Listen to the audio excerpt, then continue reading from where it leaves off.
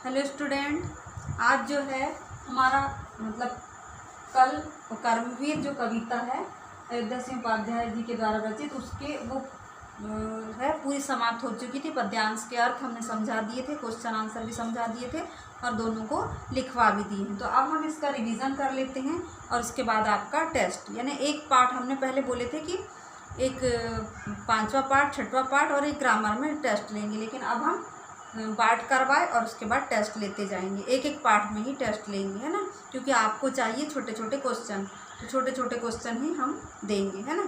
और पद्यांश जो है एक तैयार करना पड़ेगा क्योंकि वो 4 नंबर का आता ही है।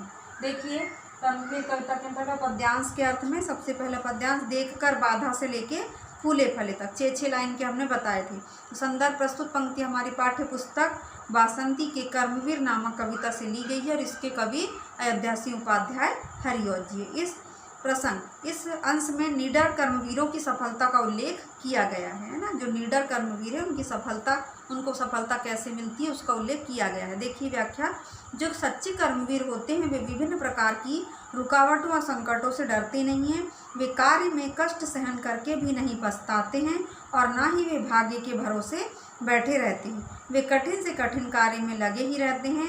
वे ऊबते नहीं हैं। वे सच्चे वीर भीड़ में भी अस्थिर दिखाई नहीं पड़ते। ऐसे निडर वीरों के एक मर्यादा के पालन में बुरे दिन भी भले हो जाते हैं।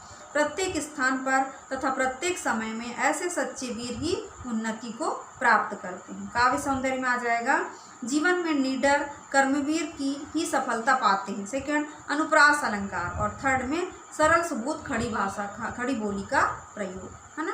अगला पद्यांश है, व्योम से लेके कहाँ तक आएगा, कहीं रहता है कहीं, है ना। इसमें प्रसंग में क्या बताया गया है कि कर्मवीर कठिन से कठिन कार्यों को निडर होकर करते हैं। व्याख्या, चाहे आकाश को छूने वाली चोटियों वाले पहाड़ हो या इतने सघन वन जहाँ दिन रात अंधकार ही रहता है, चाहे घनघोर गर्जना करती सागर की ऊंची ऊंची लहरें हो अथवा सभी दिशाओं में फैली हुई आग की डरावनी लपटें हो, सच्चे कर्मवीरों के कलेजे में ये भय की कंपकपी पैदा कर नहीं सकती। ऐसा निडर कर्मवीर कभी भी असफल नहीं रहता। काव्य सौंदर्य, फर्स्ट में निडर कर्मवीर को तो सफलता मिलती है।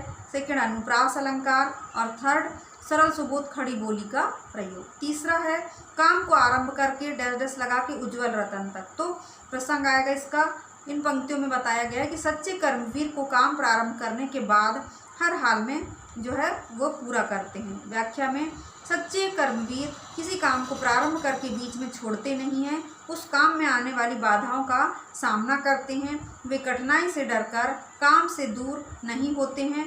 वे बातों के ही नहीं होते हैं, वीर नहीं होते हैं। वे असंभव को संभव करने की बड़ी से बड़ी बातें नहीं करते। वे करोड़ों की संपत्ति जोड़ने में अपना मन नहीं लगाते। इस प्रकार के कर्मवीरों के हाथ में आकर कोयला भी हीरा बन जाता है। वे अपने कर्म के द्वारा सामान्य कांच को भी रत्न बनाकर दिखाने की शक्ति रखते हैं। काव्य सौंदर्य में फर्स्ट में कर्मवीर रचनात्मक कार्य करते हैं। सेकंड, अनुप्रास अलंकार।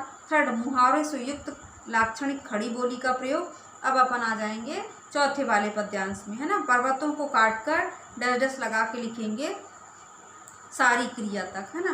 प्रसंग में प्रस्तुत पद्यांश में कर्मवीरों के रचनात्मक कार्यों की क्षमता का वर्णन किया गया है। व्याख्या में, कर्म में विश्वास रखने वाले वीर बड़े बड़े पहाड़ों को काटकर सड़कें तैयार कर देते हैं। वे अनेक रेगिस्तान में भी नदियां बहा देते हैं। वे जल के भंडार समुद्र में जहाज चला देते हैं। उनके कर्म में इतनी शक्ति होती है कि वे सुनसान जंगल में भी महान आनंद की रचना कर देते हैं। विशाल आकाश में मौजूद बहुत से रहस्यों की जानकारी उन्होंने कर ली है।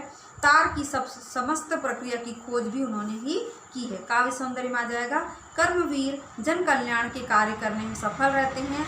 अनुप्रास अलंकार के थर्ड में सरल सुबोध खड़ी बोली का प्रयोग होता है। अब ये जो चारों जो है उसमें से जो आपको अच्छा लगता है वो भी आप जो है याद कर सकते हैं, है ना। या चारों में से हम क्वेश्चन भी लिख देंगे कि चारों में से आप कोई भी एक लिख सकते हैं, है ना। तो उसको अच्छे से तैयार कीजिए और उसके बाद क्वेश्चन जो है उनमें से भी हम सरल ही देंगे। आप चाहते हैं कि सरल पेपर आए तो सरल ही देंगे, तो आप अच्छे से तैयारी कीजिए, है ना। धन्यवाद बच्चों।